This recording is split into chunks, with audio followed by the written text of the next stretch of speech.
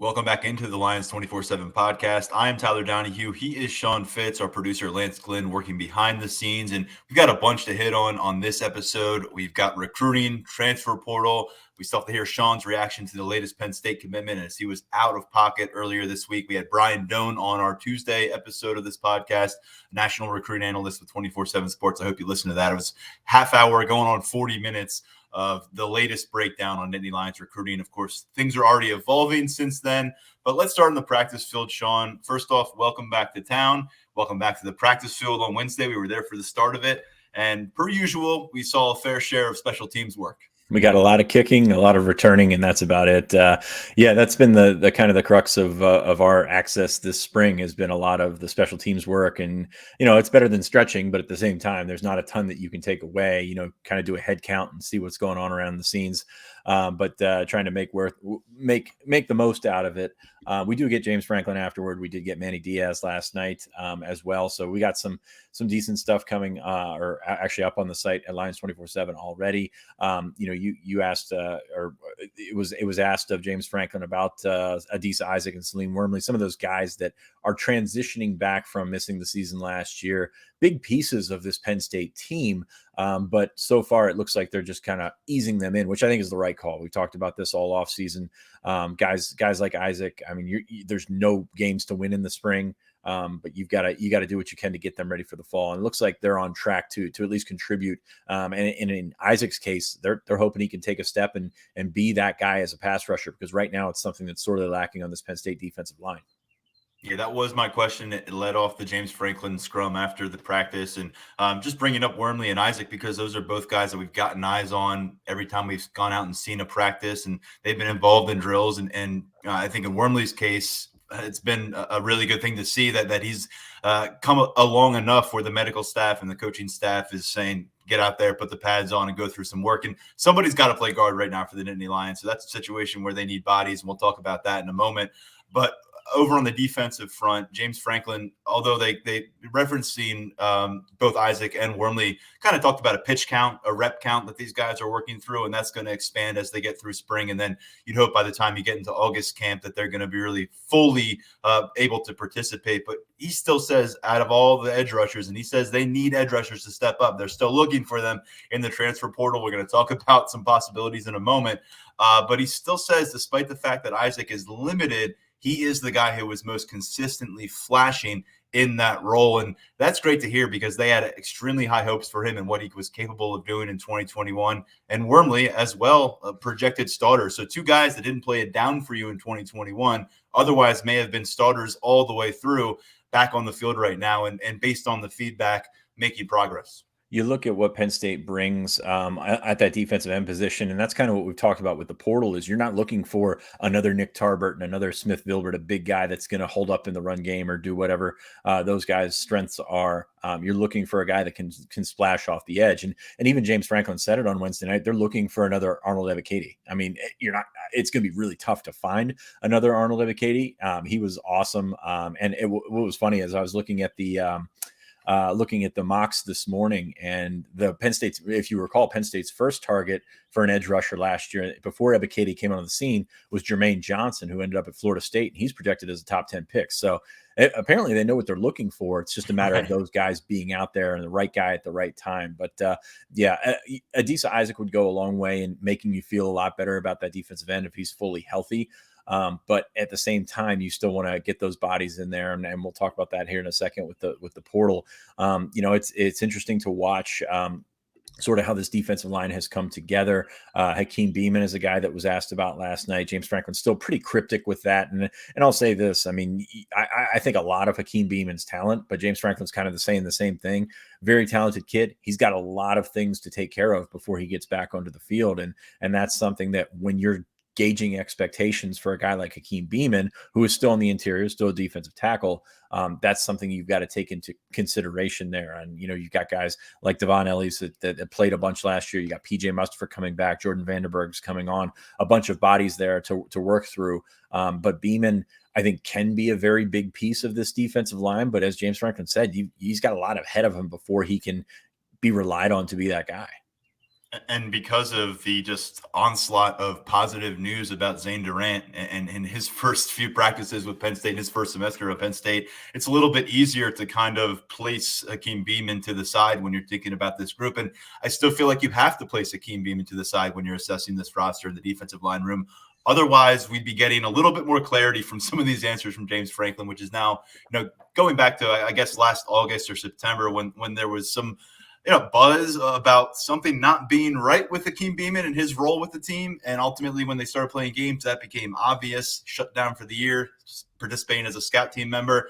And the phrasing here from James Franklin kind of basically sums it up for me and what we've been following. He says they want to put him in the best position to be a successful force. He's really grown up.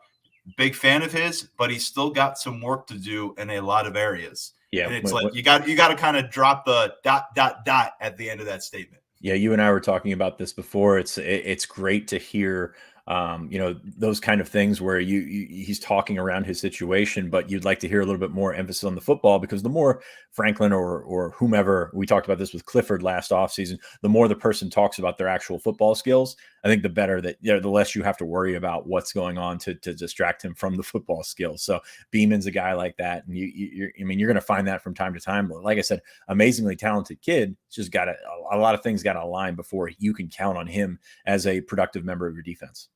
Yeah, a flash in 2020, but a lot has happened for this program since 2020. A lot has changed from a personnel standpoint, and certainly in Hakeem Beeman's personal life as he tries to continue his football career at Penn State. Sean, looking on the other side of the trenches, it's just something we're going to have to keep coming back to. It feels like after every one of these practices, putting together a two deep right now, not even from a talent standpoint, just from a physical being who has pads on the football field standpoint is a challenge right now. Yeah, it's tough right now for them.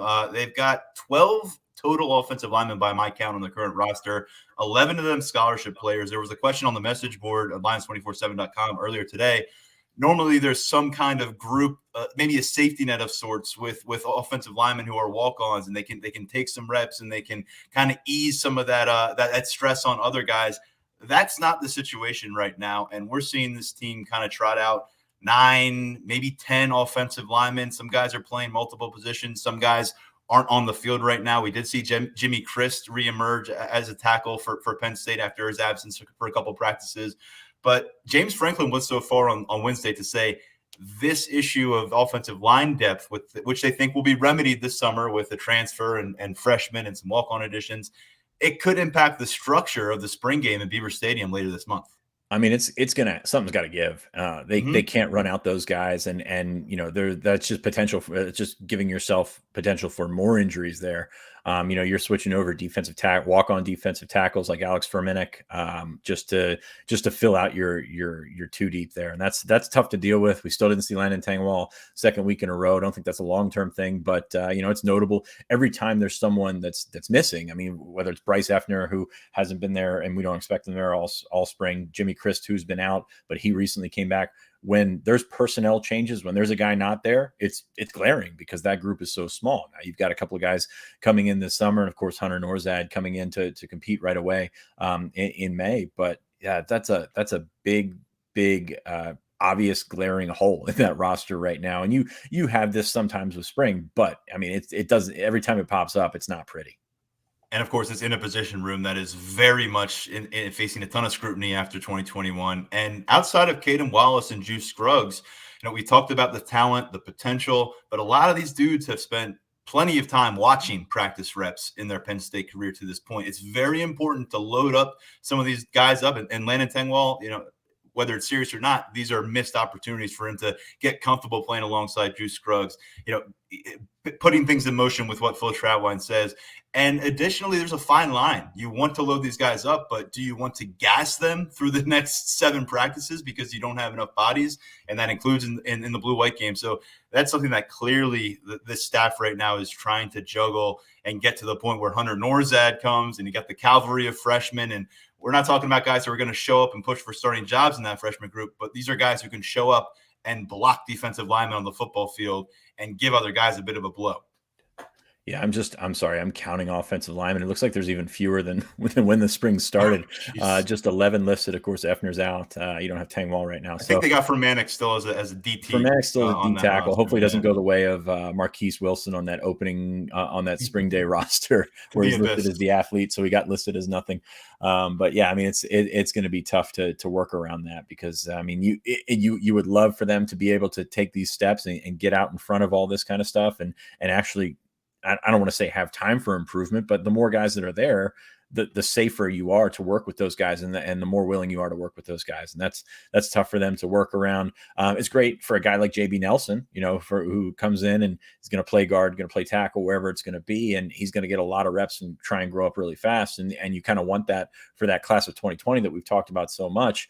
But it's going to be tough to work around, and that's not a great place for Phil Trotwood to be. As I said, reinforcements are coming, but that doesn't really do you much good for the blue-white game in a couple of weeks. And a lot of work for guys like Ibrahim Traore, Israel Golden Achumba.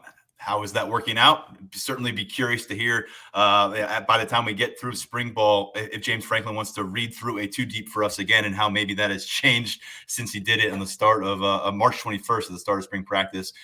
One positive note to get to from a depth perspective is at quarterback. And James Franklin said, look, based on just what you have on the roster in Christian Veilleux right now versus what you had on the roster last year, you already feel better about what is behind your anticipated starting quarterback. And James Franklin said, kind of tongue in cheek with the media, that we knew as well as anybody that you didn't know what a backup quarterback was going to do until he went in there and had game reps. Christian, of course, essentially handled the quarterback role against Rutgers with Sean afflicted by the flu, played significant snaps in the bowl game late, though it was a bit of a mess there in the second half for Penn State's offensive plan. Sean, I think it's just worth noting again that this guy wasn't asked about when Mike Yurcich stepped up to the microphones last week. We're so quick to bridge that gap from the sixth-year guy to these 18-year-olds. Very important member of this roster, especially if Drew Aller and Bo Perbula are not ready to make that surge heading into September. Well, whether they are or not, you just look. What you said in your first point was they're further ahead than they were last year, and they played with fire last year to get Sean Clifford up to speed for that new offense. And it took reps away from Roberson, reps away from Veilleux, and then they find themselves in the situation that they found themselves in, and ultimately got burnt bad with it. So this year, you feel, I mean, miles better than you did last year going into this. You've got a little bit of a game experience with Christian Veilleux, and you got a ton of talent back there. Just looking through or watching those guys throw the ball, it's different. I mean, the ball kind of jumps out of Drew Aller's hand. We knew that coming into it, but you've got a lot to like behind that, and I think that's huge. And again, we forget about Veilleux because he is that gap between the longtime starter and the shiny new object. And I think he's a talented guy. I think he's always been a talented guy, and I'm really excited to see his progress because I think we see a lot of him in the blue-white game. You like the frame with Christian. You like a lot about what he can do physically. But one thing that maybe went under the radar a bit last year is he was replacing Roberson as the number 2 quarterback and getting involved.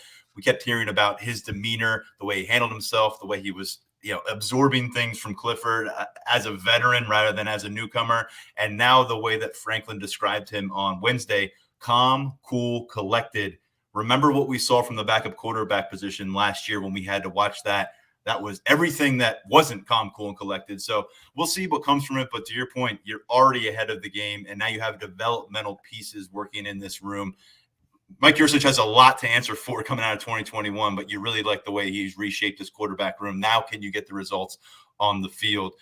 Sean, speaking of freshmen, we did see a lot of special teams work. One thing that popped up was the use of some of those early enrollees, Nick Singleton, Caden Saunders, Omari Evans, really special athletes here. They're going to impact the running back position, the wide receiver position. A lot of running backs were involved. Daquan Hardy involved back there at kick return.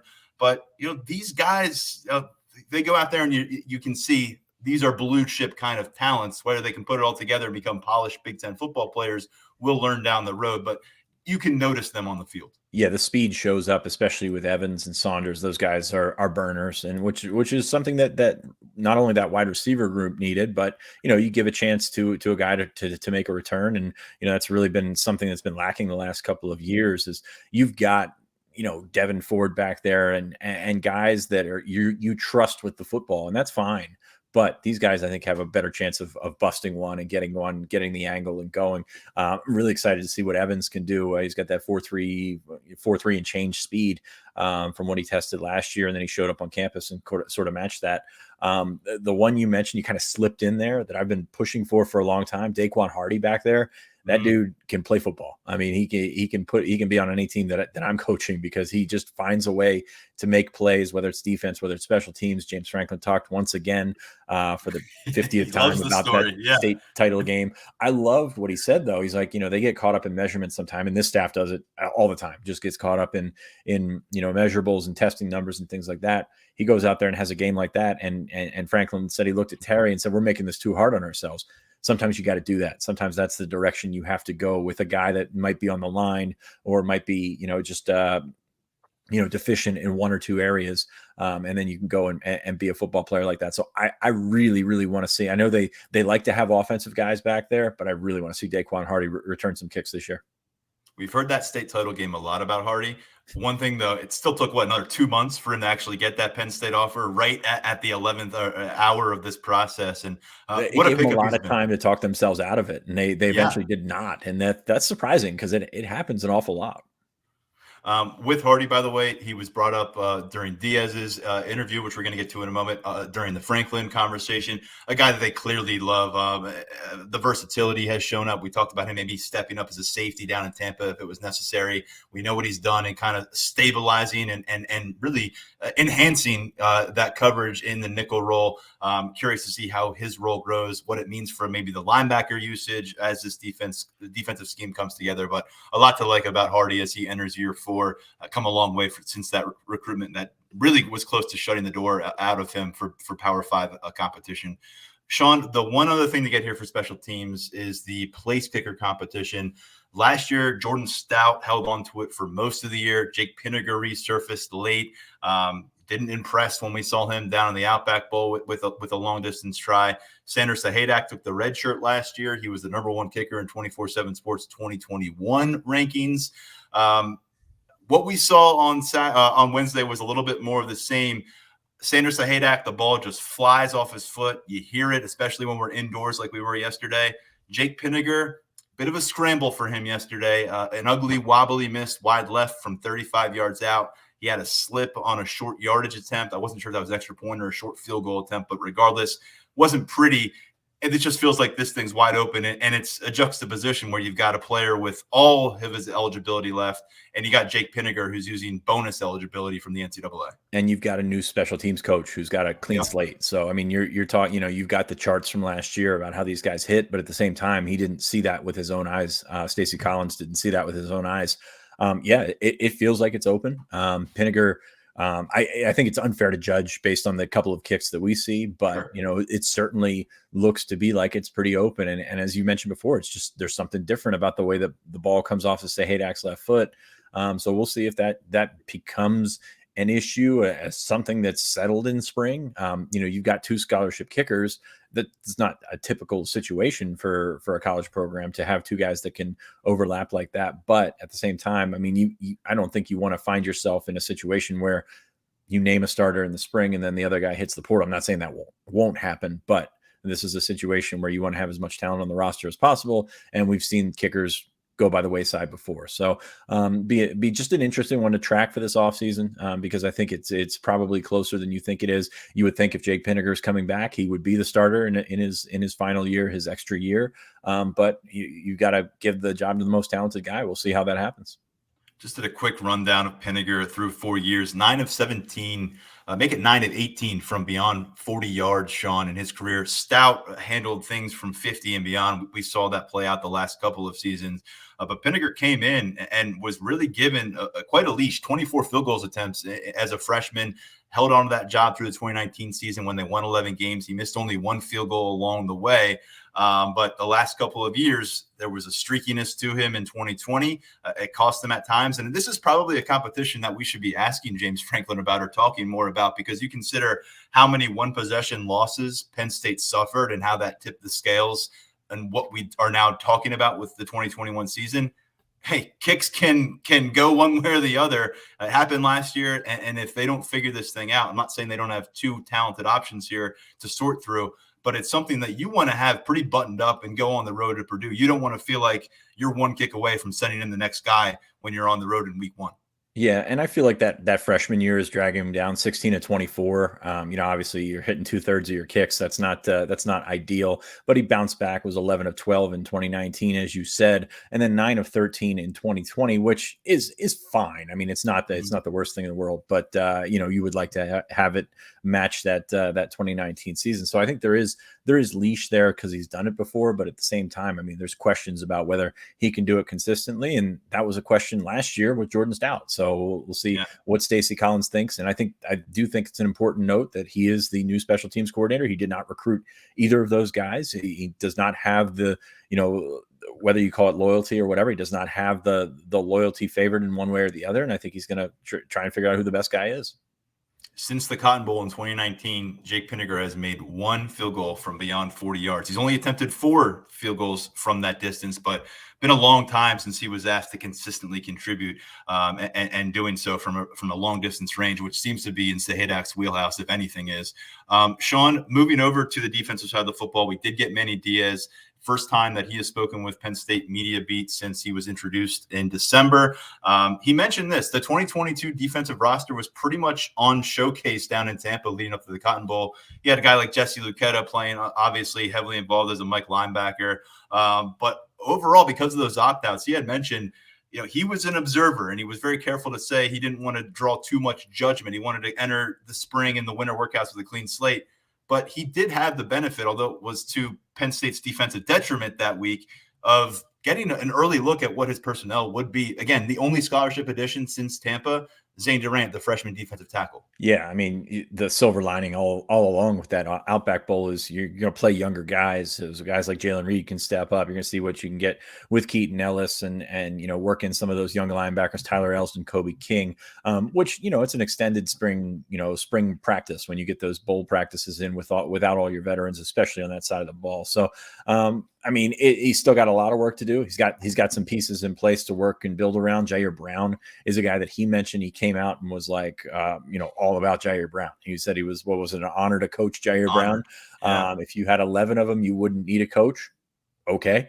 I guess that's how we're doing it. But I think Jair Brown's going to make it a lot easier for him in the back end. Same with Joey Porter. They've got a decent amount of experience back there to go with breaking in new starters and Kalen King and whoever wins that other safety job.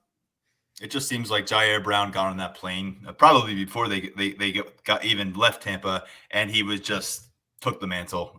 He has really answered the bell for a defense, especially that lost some talented players, some vocal players. His close friend Jaquan Brisker, most notably in that defensive backfield, really feels like they had that captain who can patrol and point things out at the back end of this defense. And in speaking with Manny Diaz on Wednesday, he feels like at all 3 levels of his defense, he has a legitimate leader in place. At linebacker, he mentioned Jonathan Sutherland, Sean, and this is a guy that, whether our listeners are going to buy it or not, there has been some positive feedback beyond what we heard publicly on Wednesday from Manny Diaz.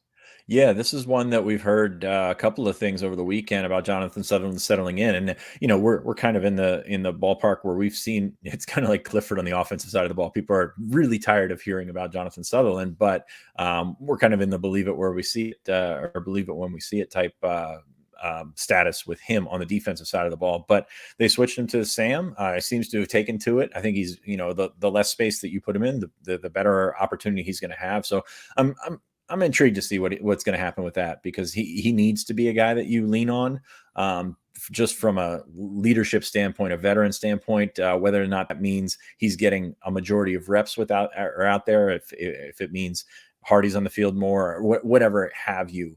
Jonathan Sutherland's an important part of this team, and I know people don't like to hear that, but he's an important part of this team. We'll see whether he can do that on the actual football reps, because that's obviously what we're here to talk about. That's obviously what matters. So, we've heard good things. When we see it out there, we'll be more accustomed to roll with it. The other leader that he mentioned on the defensive front, no surprise here, PJ Mustipher, even removed from practice action right now. The peer accountability aspect of this whole thing that you hear with PJ Mustipher and the corrections that he is helping make for some of the younger defensive linemen, the emerging defensive linemen, very beneficial for that group up front. And so when you kind of roll through some of those things, people might say, well, what about Curtis Jacobs? Why isn't he coming up? We've heard a little bit about the leadership aspect, the vocal aspect of his repertoire is under development. And right now he's picking up a new defense, moving over inside to the will linebacker position from the Sam spot last year. And it sounds like he gets his footing there. He starts to get his footing as a leader. I think that's something that will come through game action, if anything. Certainly preseason camp will help. But Diaz saying he is at home at will linebacker. I think Jacobs, when asked about his position move, was very tight-lipped about it. Maybe thought he couldn't mention it. At the same exact time, his defensive coordinator was praising about how Jacobs is ready to roll at will. I hope so. I mean, they rely on that will for so much. We've seen it over the last couple of years. I thought he was a perfect Sam. Unfortunately, I think the personnel did not really lend itself to that. We saw him play the will in the Outback Bowl. I think he's one of the most, if not the most talented guy on this defense. And I'm excited to see him play. I think he's a guy that if you put him at either spot, he'd be fine. He could excel. So I'm curious to see how this happens because he's going to be on the field basically every play this year, I think. It feels a little bit, and I can understand why there might be some trepidation from people where last year a lot of the focus was Brandon Smith, year 3, second year as a starter. He's going to become that kind of defensive game record that they need. They need a guy like that right now. Curtis Jacobs certainly checks off a lot of those boxes, but we got to see it. We got to see him go out there and deliver with a lot of pressure on him, not being the 5th, 6th, 7th guy in this defense. He's going to have that target on his back, and they're going to need him to step up and deliver because elsewhere at linebacker, Sean, the Mike spot is going to be competed for through preseason camp. We'll see if we have a definitive starter by the time they're getting to that week 1 game week. But Kobe King, Tyler Elston at the forefront of this as Manny Diaz continues to stay. It's a daily kind of grind. He doesn't want to get too far ahead of himself with that conversation because he says it's going to go through summer. It's going to go into August, and they're going to settle that thing. But he did say, again, Abdul Carter coming in, Mike linebacker is where they see him. Keon Wiley coming in as a freshman. Will linebacker is where they initially slot him in this defensive plan. And he talked about those two and Denai Dennis Sutton on the defensive line as guys that they're going to do everything within their power to make sure come to campus, compete to push for immediate reps. And, take it for what it's worth. Manny Diaz says he wants to push all thoughts of red shirts aside and focus on finding the best defensive fits. Rest assured, there are a lot of thoughts about personnel management and red shirt management and all that stuff in the Penn State football facilities. But he sounds like he's chomping at the bit to get an influx of talent. They would love to add a veteran, a fit, a transfer player who can come in here and really step up as a starter pretty quickly. But right now, Manny Diaz licking his chops over some of these high school standouts. I don't know how realistic it is and how many you can count on, but they got a good group coming in. Yeah, very curious to see because obviously you look at Denai Dennis Sutton and say that he can step in right away, join that rotation. We'll see where he's at in late September, early October because, at 6'5", 250, he's got the size to come in and go. Abdul Carter also has the size to come in and go. He's pushing 6'4", 235, 240 pounds. He obviously can run.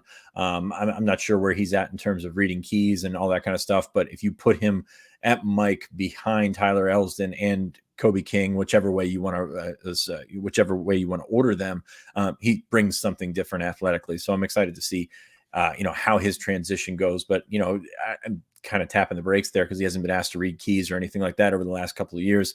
Keon Wiley's got some size to add and things like that. So obviously, Denai Dennis Sutton is the guy that you're looking to for that. But I can see why Diaz is excited. You have deficiency numbers in certain positions, and you've got guys that you don't have to recruit, guys that are already signed, guys that can come in and potentially help you out. And we love the shiny new toys. We love all that kind of stuff. But in this case, these guys couldn't possibly crack through and make something out of the situation that they're in right now. You think about it, a defensive coordinator coming in December. Now it's the point where April, the only addition is Zane Durant, and he has been one hell of an addition by all accounts as a freshman. But that's pretty interesting in this day and age of college football where we see such roster turnover and we see the transfer portal working and we see guys racing to enroll early. The offense had a major infusion here, but I just have to imagine Manny Diaz is sitting there and thinking, Okay, yep, same group I've seen since Tampa. I mean, I like these guys. I'm starting to get a feel for them, but you got to imagine he's looking around the corner, not trying to rush time because he needs every spring practice he can get. But come May and June, that meeting room is going to expand, and you're going to start to get a longer look at possibilities because they've got a lot of scenarios that could play out from a personnel standpoint, I think, depending on positional strength. And we'll see how some newcomers factor in and if they're able to pull off something in the transfer portal. Well, and you look at a situation like Dennis Sutton. I mean, you've got guys, even guys that are veterans. Smith Vilbert hasn't played a ton. Zariah Fisher hasn't played a ton. Davon Townley's ahead of him, hasn't played at all. You've got a situation where even though you've got older guys, you don't have a ton of experience. So it's going to be easier to knock them off that ledge and try and figure out where he can fit into it. Whether that's a potential starter by October or something like that, or just a rotational piece. That's something to be discussed later with those guys. But at the same time, if you're good enough to crack that rotation, that's what matters. You mentioned a bit of a mystery man this spring, Davon Townley. How about that? It's a guy that we haven't seen much of, but he gets mentioned by Diaz when talking about the need to find new pass rushers. He mentioned, by the way, about Adisa Isaac, that he makes cornerbacks better. That's about as good of a compliment that you can give to an edge rusher. I think that was interesting, but he really, like Franklin, made it a point to hammer home the fact that they need to find some new ingredients. They need to find some new factors off the edge to consistently alleviate some pressure off that secondary and give a very talented secondary some room to maneuver with some of that depth. Yeah, and we talked about a guy like Jared Verse from Albany, ended up at Florida State, and he's kind of in that mold of the Tarburtons and the Vilberts and things like that. I mean, you want to have a guy, as Diaz mentioned, that's going to make your corners look better by getting to the quarterback as quickly as possible. Is a really good compliment by a really different and good compliment by Diaz about Adisa Isaac, but you're looking for somebody else that can come in and make that happen. You mentioned Townley. We haven't seen him at any of those practices on Wednesday, but he is practicing. I mean, we've talked to other people in the program. He is out there other times, maybe just doesn't like us, which I get it. We get it. We'll see where he's at. It'd be nice to get a peek at him on one of these Saturdays or something like that. So, you've got a situation like that, but they're still looking at the portal. They're still looking at linebacker, defensive end. Offensive line is still kind of on the back burner. Tyler Steen's probably going to go to Alabama, the Vanderbilt transfer. So that's an interesting wrinkle in there. Although Penn State kind of fell off to the wayside with that over the last couple of weeks. I think Penn State on the offensive side of the ball, looking to see where they stand at some positions before moving forward and seeing what's out there.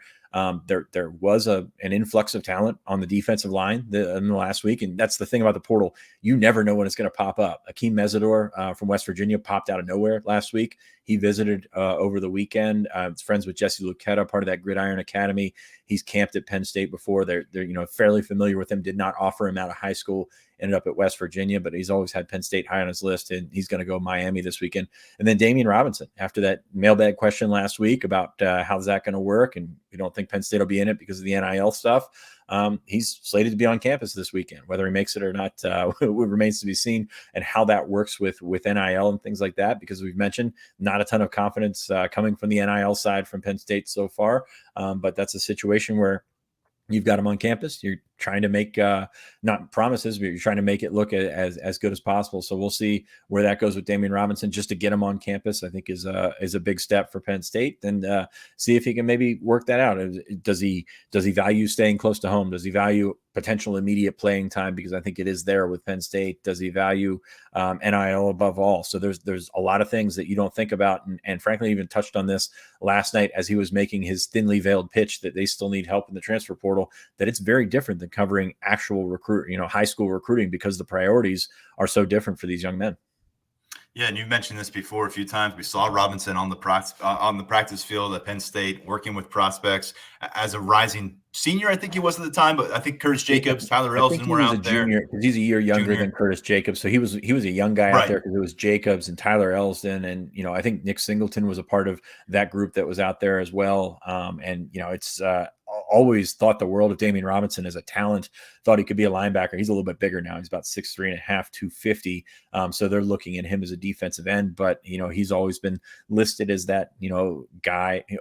You're going to find this hard to believe. They compared him to Micah once upon a time in terms of what they thought he could do in this defense. So you think they won't do that again this weekend? No, I mean, they're going to do it everybody that walks in the building. Yeah. So, but no, I think he's a very talented guy. Did not play Did not start a ton of games for Maryland. I think he just started one game for Maryland this year, but played in 13. I think there's a ton of potential there. Just not only a guy that you can come in and play right away, but also in the long term can be a really good player. This is one where if you can pull this off, and you talked about what they may be up against from an NIL standpoint, you are getting that potential plug and play piece that you need in the front seven. Mm-hmm. We'll see. You don't want to assume anything, but you're also really giving a gut punch to that team to the south at Maryland. This is a guy that they really heralded in coming into town. So I know there's no love lost, but it'd be a nice little James cherry would hate on to top do that of a great acquisition. Yeah. So there's the transfer portal update. The way these things move, you want to stay updated on Lions247.com. A lot happening. The Robinson news kind of surfacing earlier in the week. Sean was able to confirm that, report that out on Wednesday, and we'll see what comes to fruition in the next few days there. Elsewhere on campus, Sean, we've mentioned this being a notable recruiting weekend. Some things up in the air, but before we get to that, we missed your reaction on this podcast to the commitment on Sunday from tight end Andrew Rappleyea. Brian Doan obviously was with us last episode. We spent probably 10 minutes talking about this edition, what it could mean, the tight end history here at Penn State, how that plays a role. What's your initial reaction to this edition? And this is one that was trending towards Penn State even before that Michigan commitment label was fully peeled off. Well, first off, thanks to Doan for joining us in the first episode this week. I only made it about a minute in before he took a shot at me, and then I shut it off. So thanks for showing up. But no, Rappleyea, Penn State's been high on him. He's been very high on Penn State. He actually tried to commit to Penn State in January. It did not work out because they had just taken Neo Avery. Of course, Mega Barnwell was in the class, then listed as a tight end. Joey Schlaffer was in there as well. So a lot of tight ends, as we've talked about. There just was they tried kicking the can down the road. Didn't really work. Michigan came in, offered. He's been high on Michigan before, but he always kept Penn State in the back of his mind. Of course, he was back on campus in March. So this was a situation where, it looked very good for Penn State for a while, despite that Michigan commitment. And he just went with his heart at the end of the day. As a player, this is a kid that's going to draw comparisons to Pat Freiermuth for a couple of reasons. I don't know if you guys talked about it before, but, the reclassify is a little bit older. He's a big guy. He's not just a glorified wide receiver, can put his hand in the dirt and do some things. That's kind of how Pat was. I haven't seen him in person, so I'm not going to, comment on the talent level in terms of how he compares to Pat coming out, because you and I both saw Pat at camp and we're like, this dude is for real. Hopefully for Penn State's sake, Rappleyea is the same way. But we will see with that. But I think it's a kind of a, there's a lot of parallels in that recruitment. There's a lot of parallels in the way that he came about. And I think he's a really good player. I think he's a borderline. I think we have him as an 88 and 24/7 Sports. And he's right on that line for the composite 4-star. But I think he's a really good player. I think he'd be very productive here.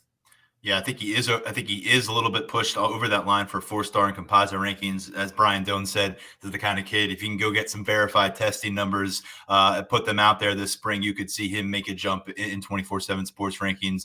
And by the way, if I'm not mistaken, I think he is in the same league that Pat Freiermuth finished up his career up there in Massachusetts. And Freiermuth popping up again, playing a role. He was chatty with Theo Johnson during that recruitment, and now here he was chatty with Jerry Cross last cycle. And Pat Freiermuth, the gift that keeps on giving for this Penn State football program at tight end. I know Mike Gesicki stepped in as well. Freiermuth, a guy, though, that really seems to resonate with some of these younger players, obviously very fresh off of his college career.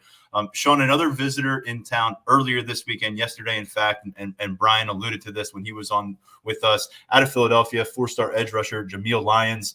Priority position every cycle, no different this time in 2023. And a guy who got back to campus, and as Brian Doan reported on Lions247.com, continues to kind of see a lot of things that could draw him to Happy Valley at the end of this recruitment.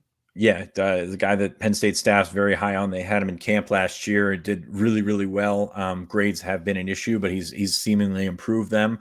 And I think there's a lot going for Penn State right now. I mean, is it a crystal ball pick? And then we'll see. He's got a round of visits. I think he's at Pitt today, going to go to West Virginia. So he put out that top 5. Penn State, I think, obviously stands out from that top 5. And, we felt pretty good about where Penn State stands for Jameel Lyons. And I think he could be a guy that's, on the ascent when you're talking about rankings. I know Steve Wiltfong saw him down at a 7-on-7. A couple other guys have seen him. He's a big guy. He continues to, impress as, a 7-on-7. You're not going to take away too much as an edge rusher, but when you can get out there and run around with skill guys at that size, at 6'4", 245, about where he's at right now, then that there's a lot to like there. So I think Jameel Lyons, very realistic target for Penn State, keeps moving up the board. I asked Brian on Tuesday, long term, what are some things that Penn State, what do you need to be looking for right now? And one thing he mentioned pretty quickly, he said, keep getting Quentin Martin back on campus as much as you possibly can. The composite 5-star will be back in town for the blue-white game. He put out a tweet confirming that on Wednesday. He's a guy who I think is inside the top 25 for our rankings, would be in that 5-star range if there were 32 5-stars already for this 2024 class. There are not. But the number one player in the state of Pennsylvania, and a guy that, earlier in this process was very, very excited to get a Penn State offer. And to this point, things are going to blow up for him. They're going to expand for him. But Penn State doing a really nice job building rapport before this thing really takes off for the 2024 recruit. Yeah, and they're recruiting him as a running back. I think he could play a couple different positions at the next level, but I think the best thing that could possibly happen is if Nick Singleton were to come in, PA guy, tell me if you've heard this story before, but PA guy getting carries early, doing some things as a special kind of athlete. I think that could appeal to Quentin Martin and really could really help Penn State in the long run. But you're right. Number one here, just keep getting him back on campus, keep building up that profile, that relationship. And I think good things can happen with Martin, but I still think, this guy's going to be a national recruit. You mentioned 5-star composite ranking. He's a good one. He's a good one. He's a standout on any field that he plays on. You want to have as many of those guys in your locker room, but so does Ohio State. So does Notre Dame. So does these big schools that are going to come in for Quentin Martin. I think that he'll probably get an earful in Beaver Stadium that Saturday from Cooper Cousins, who remains the only 2024 commit for Penn State. He also landed inside the top 24/7 that debuted this week for the 2024 class. He's at number 243 overall, number 12 among interior offensive linemen. This was another name that was brought up when Brian was on with us Tuesday. Brian talked about, look, he's playing center. We have him evaluated as an interior offensive lineman, but you look at the size, you look at this guy's ability to move out in space. He could play tackle. I caught up with Cooper yesterday, a story up on Thursday. Positional versatility stands out with this young man, but I'll tell you what, 6'5", 285 plus, he may be beyond that at this point. This is a foundational piece and a guy who is really excited to start recruiting. I'm curious to learn more about his personality as we get through the next couple of years. But they got a guy who is really happy to be the ambassador for this 2024 class, and that doesn't always work out with the mentality of every high school sophomore.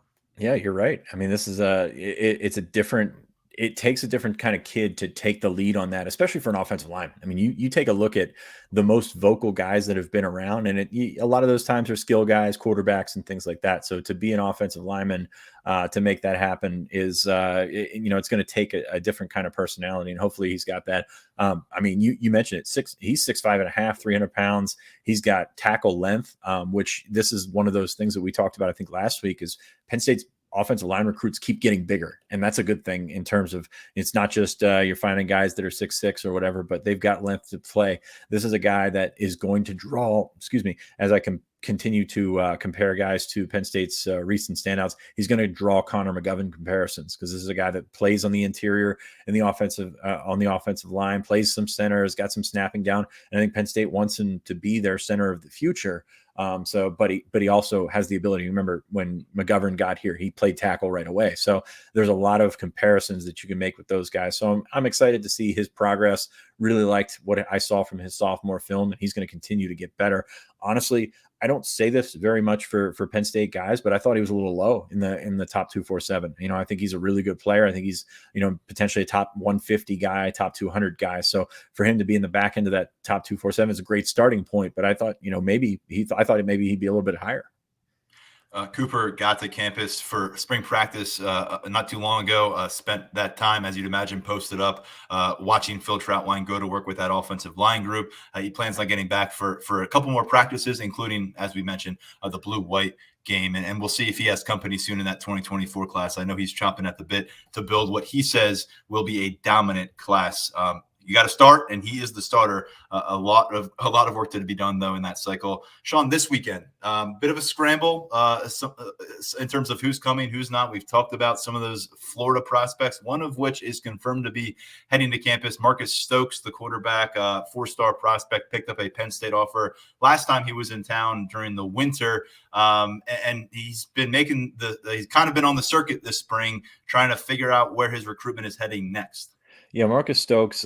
We talked about those South Florida guys coming up. They were coming up to the Pylon 7-on-7 in Pittsburgh over this weekend, which unfortunately was canceled. So very much up in the air for guys like Brandon Innes, Santana Fleming, some of those guys. Stokes is not part of that crew, so he's going to come up on his own on Thursday and Friday and check some things out.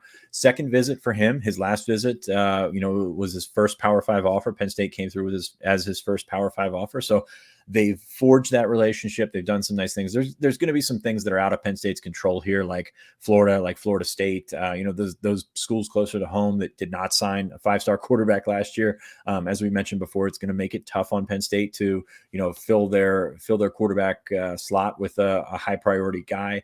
This is a situation where they've identified Stokes early, and maybe that's something that pays off in the long run. So he's going to see a lot of schools, a lot of coaches are going to see him throw this spring, and I think they're going to be impressed. So we'll deal with that in the long run for the quarterback recruiting picture. Penn State's pretty much done all they could at this point. It's just you're going to after signing 2 in 2022, that's going to be working against you in 2023. Keep on track with all the recruiting news that comes our way in the next few days, and transfer portal news potentially over at Lions247.com. We're going to wrap up this podcast with a reach into the 5-star mailbag. Sean, it through 3 weeks essentially of spring ball. By the way, Penn State having their first scrimmage of spring ball on a Friday night should be a little bit of a high stakes situation, especially for these guys who haven't had much of a role thus far. And you can bet that film will be looked at with a fine-tooth comb. Shockingly, we're not going to be invited to it, but it's happening on Friday night. And here's the question for us at really what is the just past the midway point of these spring practices. What is the primary concern and a pleasant surprise to you through a few weeks of Penn State spring practice? Sean, I feel like we could just count down from 3 and say the concern, the offensive line. I mean, you could probably take it in another direction if you'd like, but why? I mean, the offensive line, to me, it's you knew that you were going to have to load up a small group with a lot of reps, and we're getting small peaks one time a week. So we don't know what this looks like on a day-to-day basis. But to me, my concern is that's still happening, but you're not getting the continuity from what we have seen that maybe you had hoped, with guys working alongside each other, starting to get a feel for each other.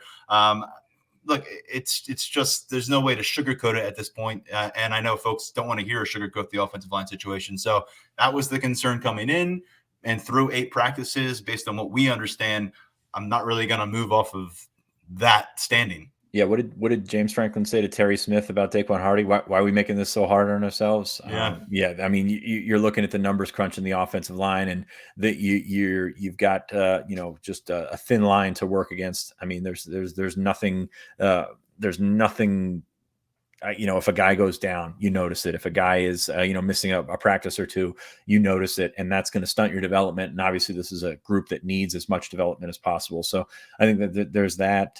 You could probably say the same about linebacker, but linebacker seems like, you don't need, if you have a 2 deep of linebacker, that's okay. You don't have a 2 deep on the offensive line. So I think that, I don't want to overthink this and say something else is a primary concern, because the numbers at those 2 positions, specifically the offensive line, are definitely concerning at this point. And even, when you look at how long it takes to develop an offensive line, you can bring in Hunter Norzad, and that's a big piece for them, no doubt. But is Vega Ione going to be a guy that can contribute right away on a 2 deep? Is Malik McNeil going to be a guy that's going to come in and do that? You have questions about that as well. So, but on the pleasant surprise, I'm going to go with the secondary. We like to be positive here. We like to have fun here. The secondary seems like, it's in a pretty solid spot right now. Of course, you've got the returning starters in Joey Porter and Jair Brown, which I wanted to make a point while you were talking about Jair Brown earlier. And you've told that story before. You've had Jair and talked to him and things like that. When you want it like Jair Brown wants it, it makes a difference. And I think that's going to shine through. It did last year. 6 picks. Now he's developing into a draft prospect. He's seen those teammates. the type of money that is in front of those guys, the former teammates that are in the draft this year, and he wants it. And I think that can't be undersold in terms of what he is able to do this season, or what he has in front of him this season. Beyond that, you feeling good about the safety position? Probably feeling a little bit better about that safety position than we do typically at this time of year. Big fan of Jalen Reed. Keaton Ellis has been solid and steady back there. And then you add Zakeem Wheatley, who's a guy that you just keep hearing buzz about. I don't know that he's going to be a guy that's starting when all is said and done. But if you can get a redshirt freshman that did not play much last year, played at a different position last year, to be a solid 2-deep guy that you can throw in there and feel comfortable with, that's a really good spot to be in that secondary.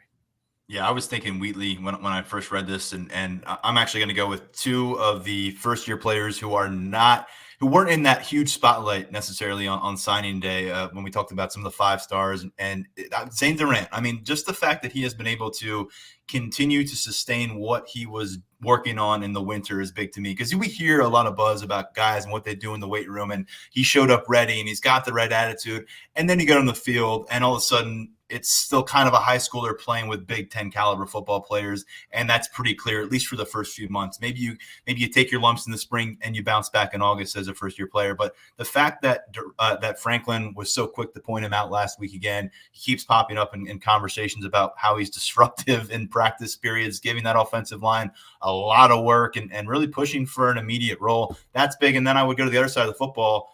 Nick Singleton's doing his thing, but so is Katron Allen by all accounts.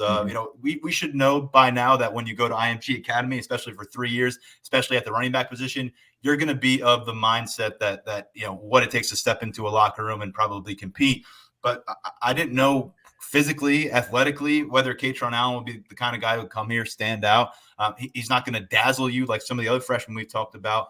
But I'll tell you what, Katron Allen asserting himself based on everything we hear, and it just feels wide open right now. I know Kevon Lee is the returning kind of that incumbent, but it feels like you can get to the finish line this year, and these couple freshmen could take over the whole thing if these veterans aren't careful. Are we just recycling Noah Canes now and just making Kevon Lee the new Noah Cain? Because that scouting report you just threw out there seemed vaguely familiar.